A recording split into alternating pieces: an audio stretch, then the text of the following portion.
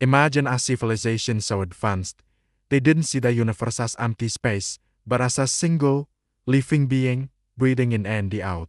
This wasn't science fiction to them, it was reality. This was the Aethelan Cosmos, and the story will completely change how you view ancient history. The Aethelans didn't believe in a Big Bang. For them, existence was an endless cycle, driven by the rhythmic pulse of what they called the universal heart.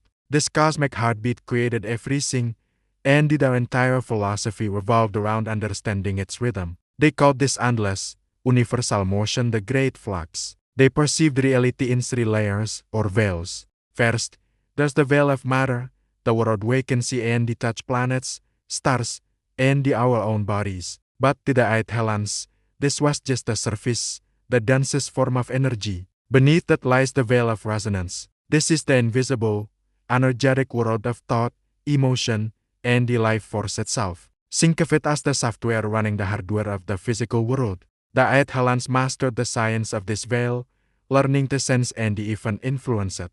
This was the secret to their incredible abilities. And finally, the most profound layer, the veil of principle. This is the realm of timeless, perfect laws, the divine geometry, and the great code that provides the blueprint for all existence. The Aethelans believed that truly enlightened society was one where every citizen understood the connection between this perfect blueprint and the physical world. They based their entire society on these cosmic laws, not flawed human ones, which they believed always led to corruption. This deep understanding led them to a profound realization: their civilization, no matter how advanced, was not permanent.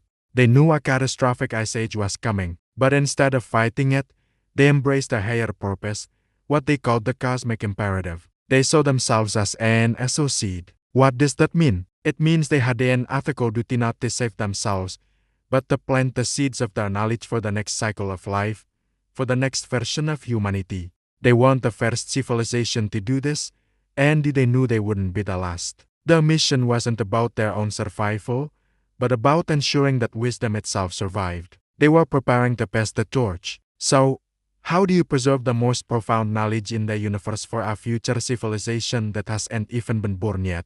The Aethelan solution was an operation of breathtaking scale and the sacrifice, the Great Diaspora. This wasn't a desperate escape.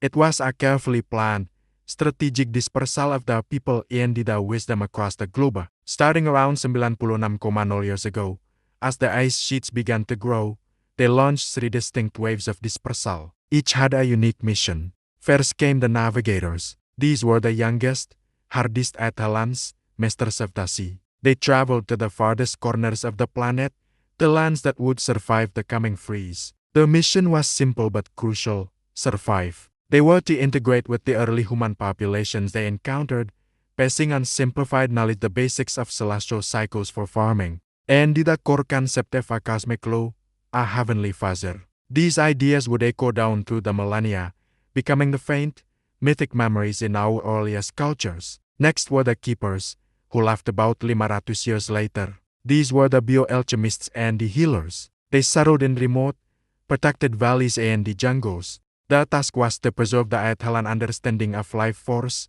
of vibrational healing and the balance with nature. They introduced these concepts to local tribes and they left behind subtle markers, what they called resonance points. These were places of unique geological and the energetic significance, which later cultures would instinctively recognize as sacred sites. The megalithic structures and the mysterious ancient temples we find today, none of them could be built upon the very resonance points left by the keepers. The final wave, the sealers, was the most solemn. This group included the oldest and the most spiritually advanced Aethelans. Their mission was one of ultimate sacrifice. They traveled to the heart of the great continents, the deep, geologically stable locations, carrying the most complex knowledge and the sacred artifacts. Sir, they constructed the vaults of Lumina, sealing this profound wisdom away for a distant future when humanity would be ready for it. They knew they would not survive. The final act was the perfect fulfillment of their cosmic duty, and their departure marked the beginning of what the Aethelans called the Great Silence. The most incredible part of this story is the Aethelans' humility. They didn't try to conquer or rule the primitive humans they met. Instead, they did the opposite. They interbred with them, intentionally diluting their own advanced genetics and the culture into the wider human gene pool. They believed this was the only way to plant the seeds of higher intuition and the ethical reasoning within humanity itself. They scuttled their ships. They destroyed or buried their advanced tools. They simplified their complex language into basic symbols and the pictographs that early humans could understand. It was a deliberate, calculated act of cultural self-erasure, all for the benefit of the ages to come. They intentionally turned their own history into myth and the legend, protecting their profound wisdom from being misused by a young and developing humanity.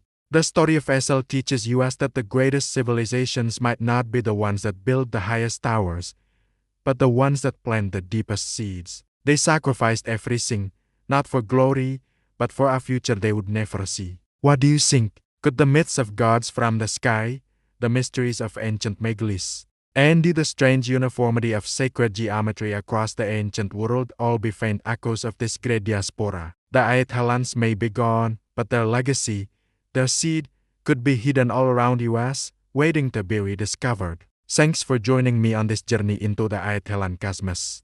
If you found this mind-bending story as fascinating as I do, make sure to hit that like button and subscribe for more deep dives into the forgotten chapters of our past. See you next time.